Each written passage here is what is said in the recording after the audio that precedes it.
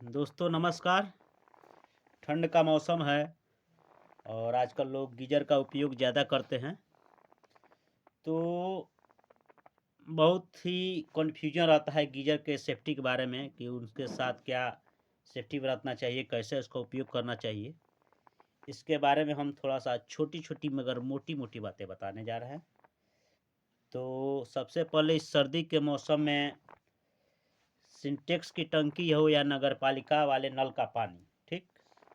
Direct ठंडे पानी से नहाना हर किसी के बस की बात नहीं है। ऐसे में ज़्यादातर लोग घर में गीज़र का इस्तेमाल करते हैं। तो घर का कोई न कोई मेंबर ऐसा ज़रूर होता है जो गीज़र ऑन करके भूल जाता है। ऐसा भी मेंबर होगा जो नहाते वक्त गीज़र ऑन ही रखता है। ऐसे में हो सकता है कि आपके बच्चे आपके बाथरूम में लगे बाथरूम के गीज़र का उपयोग कर रहे हो और वो गीज़र फट जाए, तो किसी की मौत हो सकती है। ये बात आपको हम डराने के लिए नहीं, बल्कि अवेयर करने के लिए बता रहे हैं। ऐसे में हम आपको बहुत ही गीज़र से संबंधित कुछ बातें बताने जा रहे हैं।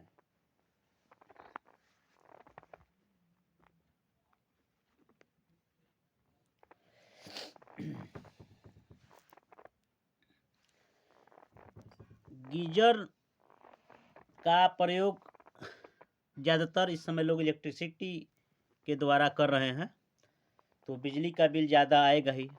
गैस से भी चलता है गीज़र, तो गैस जल्दी ख़त्म हो जाएगा। दोनों ही सिचुएशन में आपका खर्च ज़्यादा हो सकता है। तो क्या करें कि गीज़र का उपयोग भी हो, बिजली भी खर्च हो।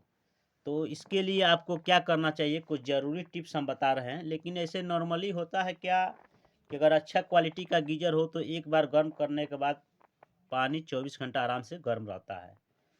अब यह जानना ज़रूरी है कि गीज़र कितने तरह के होते हैं और इसका कैसे उपयोग करते हैं। इन सभी बातों को हम आपको बताने जा रहे हैं। तो गीज़र मुख्यतः 5 तरह के होते हैं: electric geyser, gas geyser, tank water geyser और हाइब्रिड गीज़र, और पांचवा है सोलर गीज़र।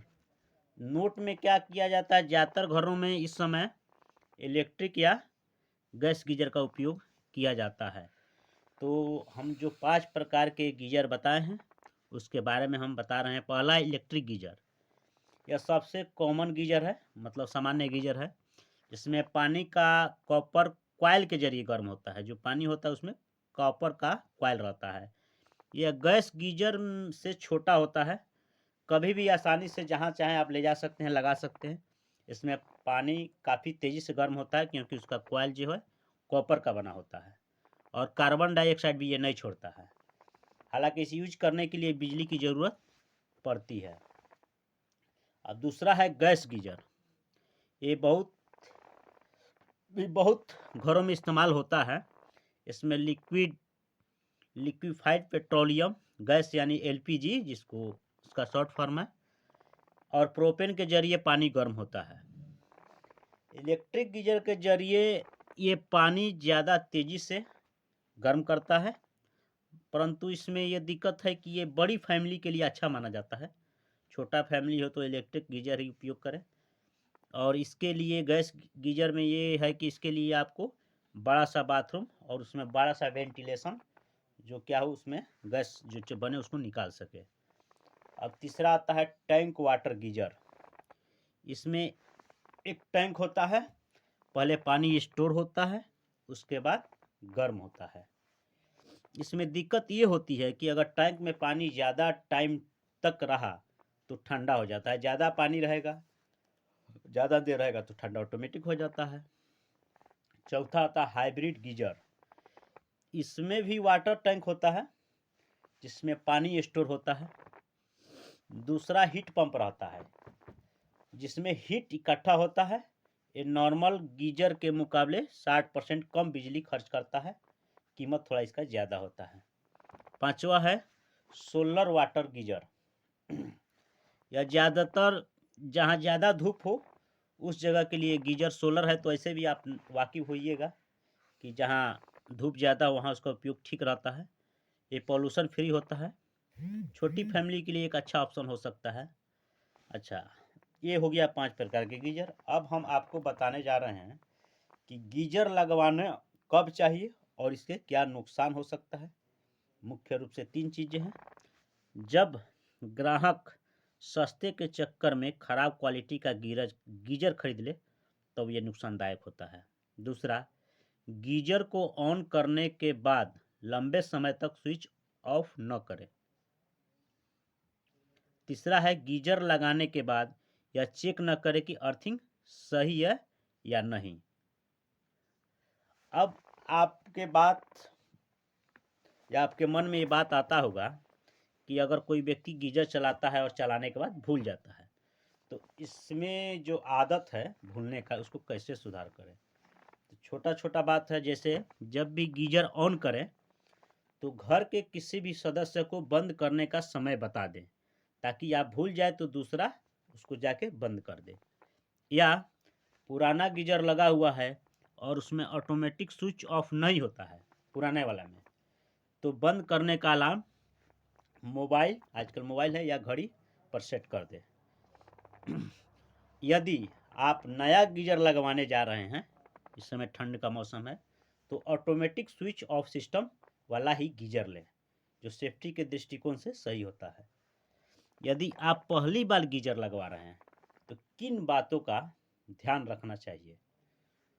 तो मुख्य रूप से हम जो बात बता रहे हैं उस पर यदि ध्यान दिया जाए तो अनहोनी की घटना से बच सकते हैं। तो पहला है, कंपनी के इंजीनियर से ही गीजर का फिटिंग कराएं।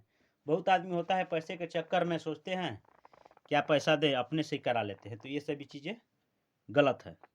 कंपनी जो जिसको ऑथोराइज की है उसके द्वारा ही, भले पैसा देना पड़े, उसी के द्वारा लगवाएं। खुद लगाने की कोशिश कभी ना करें। और दूसरा, ISI मार्क वाला ही गीजर खरीदें।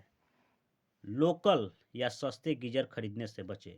कोई भी इलेक्ट्रिक सामान, गीजर के अलावा कोई भी इलेक्ट्रिक सामान सस्ता या लोकल हो उसे परचेज न करें। तीसरा है, जब जिस बाथरूम में आप गीजर लगा रहे हैं वहाँ की दीवार और गीजर के बीच थोड़ी गैप होना चाहिए। जैसे रेफ्रिजरेटर के लिए सर्कुलर है कि थोड़ा उसमें गैप होना चाहिए, वैसे ही इसमें भी थोड़ा गैप होना चाहिए। गीजर हमेशा ऐसी हाइट पर हो या वहाँ लगवाया जाए जहाँ की साफ सफाई हो और वक्त आने पर आसानी से आदमी हाथ पहुँचा सके या सफाई कर सके। इसके स्विच की ऊंचाई इतनी होनी चाहिए कि बने जैसे बच्चों के पहुँच से दूर हो। 4 साल 5 साल का बच्चा उसको बटन को छू ना सके। अब आता है बात, गीजर से बिजली का झटका ना लगे, इसके लिए किन बातों का ध्यान रखना चाहिए कि झटका ना लगे। तो पहला बात है, नल चलाते वक्त गीजर ऑन न करें, इससे झटका लगने की संभावना है या लग सकता है। दूसरा, गर्म पानी बाल्टी में स्टोर करें, फिर नहाने जाएं। गीजर ऑन करके कभी नहीं नहाएं, यही आदमी मिस कर जाता है। तीसरा है, गर्म पानी की ज़रूरत जब हो उसके करीब 10 से 15 मिनट पहले गीजर को ऑन करें। जब ज़रूरत हो तभी थोड़ा देर पहले ऑन कर लें। इलेक्ट्रिक गीजर की हर साल सर्विसिंग जरूर कराएं। नियमित एकदम डेट उसका फिक्स कर दें कि इस तारीख को हमको, या जाड़ा से पहले जैसे हो, सर्विसिंग उसका करा लें। गीजर के अंदर एक एनोड रॉड लगा होता है, उसे हर साल बदलना चाहिए। ये मुख्य रूप से सेफ्टी के लिए ज़रूरी है। यदि आप गैस गीजर के लगाने के बारे में सोच रहे हैं तो आपको मुख्य रूप से किन बातों का ध्यान देना चाहिए। तो उसमें मुख्य रूप से ये बात है कि गीजर और गैस सिलेंडर को बाथरूम से बाहर रखना चाहिए। ठीक है, मतलब बाथरूम से बाहर रखने का मतलब आप समझ रहे हैं। बाथरूम का दरवाज़ा बंद करने से पहले बाल्टी में गर्म पानी भर लें। बाथरूम में हवा आने जाने की व्यवस्था होनी चाहिए, बने एयर सर्कुलेशन होना चाहिए। इसके लिए क्या हो, वेंटिलेटर जैसे लगता है छत के नीचे और दीवार के ऊपर, वो जरूर होना चाहिए। अब बात आ रहा है गैस गीजर जान के लिए किस तरह खतरा बन जाता है, आपको हम बता रहे हैं। गैस गीजर ऑन करने के समय क्या होता है, कार्बन डाइऑक्साइड CO2 बनता है, जिससे व्यक्ति की बेहोश होने की संभावना रहती है। इससे क्या होता है, उसका दिमाग कोमा की स्थिति जैसी स्थिति में चला जा सकता है। वो दरवाजा खोलकर बाहर आने की सिचुएशन में नहीं रहता है, ये गैस गीजर में होता है। इस वजह से बाथरूम के अंदर ही उसका दम घुट सकता है। कार्बन मोनोऑक्साइड शरीर को ऑक्सीजन पहुंचाने वाले रेड ब्लड सेल्स पर हमला करता है। जब कोई सांस लेता है तो हवा में मौजूद ऑक्सीजन हीमोग्लोबिन के साथ मिल जाता है, जिससे आदमी का दम घुट जाता है। हीमोग्लोबिन की मदद से ही ऑक्सीजन फेफड़ों से होकर शरीर के दूसरे हिस्सों तक जाती है। कार्बन मोनोऑक्साइड सूंघने से हीमोग्लोबिन मॉलिक्यूल ब्लॉक हो जाते हैं। जैसे आप समझ रहे हैं कि जैसे कोयला जो होता है, अगर उसको बंद करके रूम में अगर उसको क्या किया जाए, अंगीठी के रूप में प्रयोग किया जाए, तो उसमें मौजूद आदमी मर जाता है। कैसे, उससे सबसे ज़्यादा कार्बन मोनोऑक्साइड उत्पन्न करता है। सेम वही चीज़ है कि यदि आप गैस गीजर का उपयोग कर रहे हैं तो उसमें वेंटिलेशन जरूर होना चाहिए। सर, तो इससे क्या होता है, गैस गीजर का उपयोग जो होता है कब जानलेवा, शरीर का जो उसमें कार्बन मोनोऑक्साइड बनता है वो ऑक्सीजन ट्रांसपोर्ट सिस्टम को प्रभावित करता है। ऐसे होने से सिर दर्द, सांस लेने में दिक्कत, घबराहट, सोचने की क्षमता पर असर पड़ता है। हाथों और आँखों का कोऑर्डिनेशन गड़बड़ होना, कार्डियक एवं रेस्पिरेटरी फेलियर होता है। तब आपके मन में आता है, कुल मिलाकर जान के खतरे की संभावना रहता है। तो अब आपके मन में आता है कौन सा गीजर लगवाना आपके लिए अच्छा ऑप्शन हो सकता है। तो आपके मन में ख्याल आता होगा कि जब गीजर 5 प्रकार के तो कौन सा गीजर लगवाना अच्छा रहेगा। तो हम बता दें आपको, या जानकारी के लिए रहेगा, कि सोलर गीजर एक अच्छा ऑप्शन है।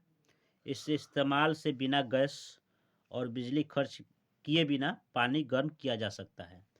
आजकल ज़्यादातर शहरों में फ्लैट सिस्टम होता है, फ्लैट में लोग रहते हैं।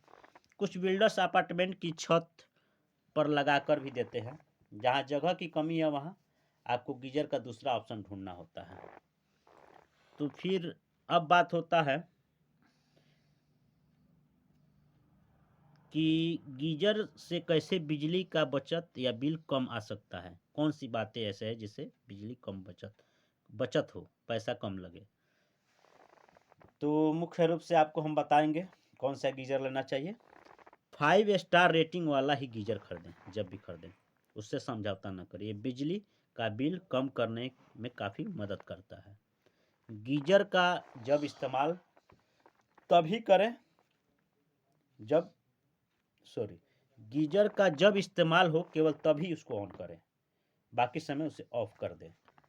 हर महीने एक गोल सेट करें, मतलब एक बनाए टाइम या जो हो कि इतना यूनिट ही हमको खर्च करनी है। इससे आप गीजर चलाते वक्त ज़्यादा ध्यान दे पाएंगे। हाई कैपेसिटी वाला गीजर खरीदें। इसमें एक बार पानी गर्म होने के बाद 3 से 4 घंटे आराम तक रहता है।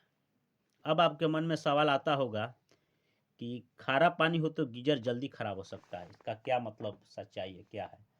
तो आपको हम बताना चाहेंगे, यदि आपके घर का पानी खारा है तो गीजर को खास देखभाल की ज़रूरत है।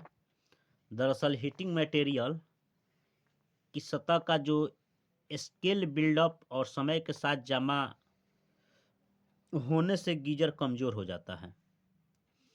अगर यह परत मोटी हो जाती है तो पानी तेज़ी से गर्म नहीं होता है, इससे हीटर जल सकता है। स्टोरेज और इंस्टेंट गीजर के लिए आपको बीच बीच में गीजर खोलना चाहिए और हीटिंग मटेरियल को साफ़ करना चाहिए। या आप अपने से नहीं कर सकते हैं तो उसके लिए उपलब्ध जो इंजीनियर हैं उनसे संपर्क आप कर सकते हैं। तो ये रहा गीजर के बारे में छोटी छोटी मगर मोटी मोटी बातें। कैसा लगा कमेंट जरूर करके बताइएगा। धन्यवाद। जय हिंद।